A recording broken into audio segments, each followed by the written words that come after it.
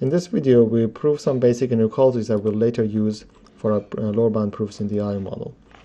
We start by proving the following inequality. To do that, we first start by observing that 1 over 1 plus t can be expressed as the following expression, infinite series. To see why this holds, we can simply observe that 1 plus t to the 2k can be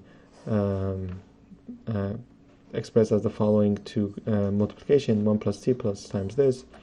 This can be easily verified by just expanding it and cancelling a lot of terms. Every term cancels except for one, the first term and the last term. So from this inequality, we can get that 1 plus t to the 2k divided by 1 plus t is this.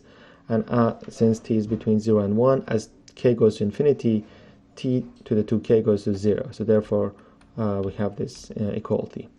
And now if we accept that the integration of 1 over x is ln of x, we observe that the integration of 1 over 1 plus x is ln of 1 plus x. By replacing the right hand side of this equality over here, we get that the integration of this guy is ln of 1 plus x. So therefore the ln of 1 plus x essentially has the following Taylor expansion or Taylor series. So this is basically a short proof. You can also look up an alternative way to do it is just to look it up on Wikipedia to see what is ln of 1 plus x. Anyways, so going back to what we wanted to prove, we wanted to find the limit of this expression.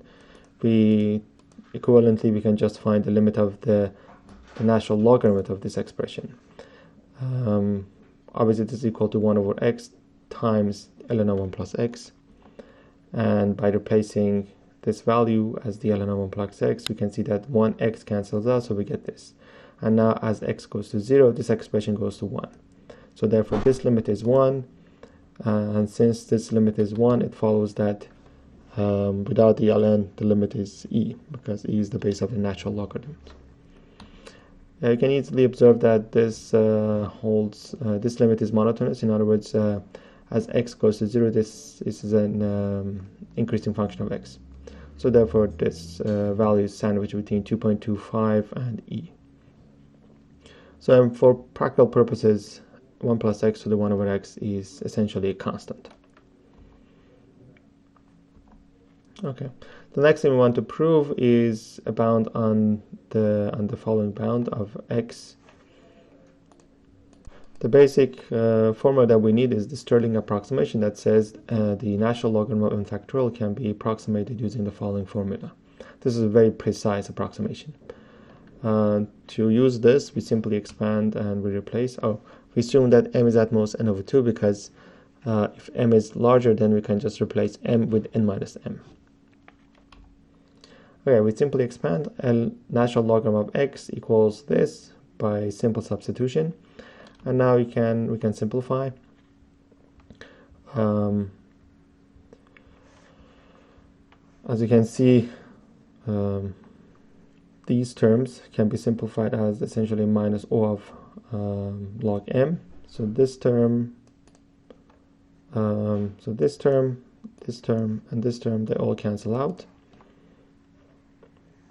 And again, this term minus c log ln of this one becomes a constant, and therefore the only term that is remaining is minus log m plus this minus this one. Now what we can do is that we can write n ln of n as sum of two terms, m times ln of n plus n minus m times ln of n. Obviously, this term and this term can be combined to give you m times ln of n over m. And now this term combined with this term will give you the following ln, the following term. And the remaining terms are essentially lower order terms. We can rewrite the following expression as 1 plus m over n minus m. And if you remember, the ln of 1 plus x can be approximated as x. This is what the previous bound showed us. So in other words, this can be approximated by m divided by n minus m, and these two terms cancel out. So essentially we get a plus theta of m. And now if you raise both sides of this inequality to power m, to power e, so we get e to this value, which is going to be m to the power n over m times some constant to the m, which can be expressed as theta of n over m to power m.